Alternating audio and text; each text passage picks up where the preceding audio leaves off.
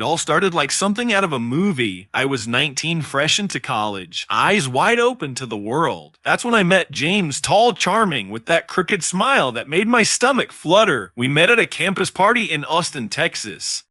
The kind of place where dreams are born or broken. He wasn't just my boyfriend, he was my first everything. First love, first heartbreak. But I didn't know that part yet. And then there was Lena, my best friend since middle school. We survived braces, breakups, and bad decisions together.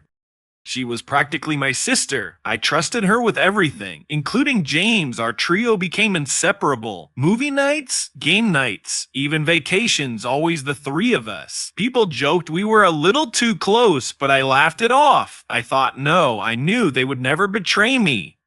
But betrayal doesn't wear a mask. It smiles at you across the dinner table. It helps you pick out an outfit to impress the man she's secretly sleeping with. Looking back, the signs were everywhere. There was the time James canceled our anniversary dinner last minute because he had family stuff. I cried for hours.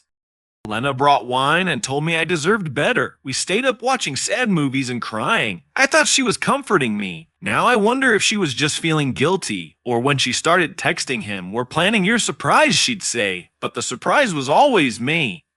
The naive girl who didn't see it coming. The real twist didn't come until my 25th birthday. 6 years together. I thought he proposed. Instead, I got a phone call. It was Lena's younger sister. She sounded nervous. I didn't know who else to tell, she said.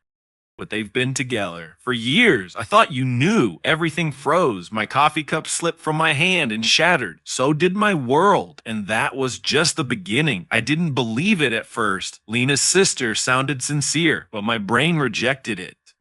He called James, heart pounding so loud I could barely hear the dial tone. "Can we talk?" I asked, voice trembling. He came over, smiling like nothing had happened. I asked him straight up if he was sleeping with Lena. His face changed. Not shock, not confusion, just tired.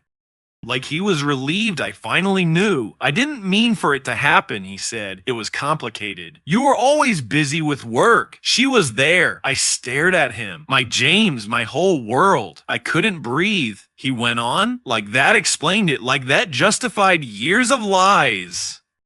Didn't want to hurt you, but they did. Every text, every smile behind my back, every lie she told while hugging me. I called Lena next. She didn't deny it either. "We didn't plan this," she said softly, "but I love him." My knees gave out. I'd lost my boyfriend, my best friend, and 6 years of my life in one day. I locked myself in my apartment for a week. Didn't eat, didn't shower. Just replayed every memory, every sign I missed. And the worst part, I missed them, both of them. That's what betrayal does. It doesn't just break your heart, it breaks your reality. And then came the photos. Someone sent them anonymously. Lena and James at a hotel. A beach trip I wasn't invited to. Christmas last year, the same night. He told me he was working late. He realized something dark. They never planned to tell me. They would have kept lying forever. But now I had nothing left to lose. And when a woman has nothing left to lose, she becomes someone else entirely. He wasn't going to let them win, not quietly. I started with silence. They expected screaming, blocking, maybe a public meltdown. But I gave them none of that. Instead, I smiled. Lena texted me, saying she hoped one day we could talk woman to woman. I didn't reply. James showed up outside my work once. "We can still fix this," he said. "Fix what?" "The years he stole, the lies he wrapped in kisses." But I didn't argue. I just looked at him, really looked, and realized I didn't love him anymore. I loved who I thought he was.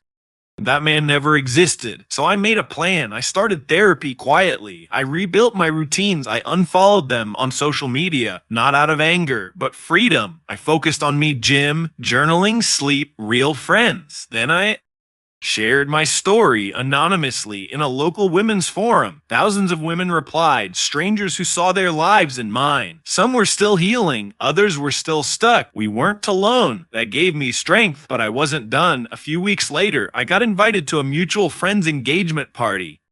I knew Lena and James would be there. I wore the red dress he always said was too much. I walked in with my head high, laughing like I owned the place. People stared, whispers spread. Lena froze when she saw me. James couldn't even meet my eyes. I walked right past them.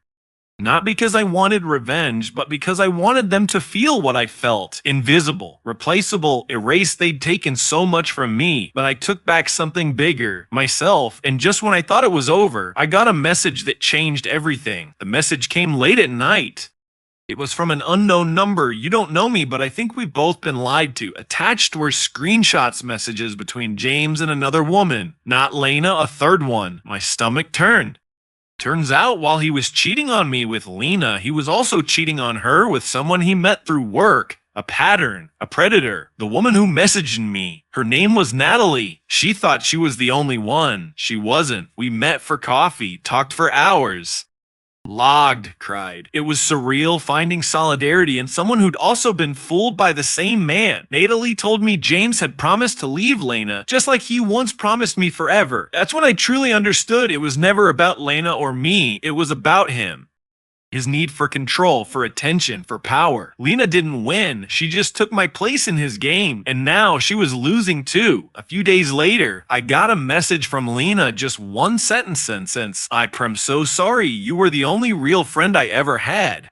I didn't reply, not because I hated her, but because I'd already moved on. Forgiveness isn't about making them feel better. It's about freeing yourself. It's been a year now. I changed cities, changed careers. I write now real stories, raw ones like this. Because I know there's someone out there who needs to hear it. Not every ending is wrapped in romance. Some are wrapped in rediscovery, and sometimes losing everything is how you finally find yourself.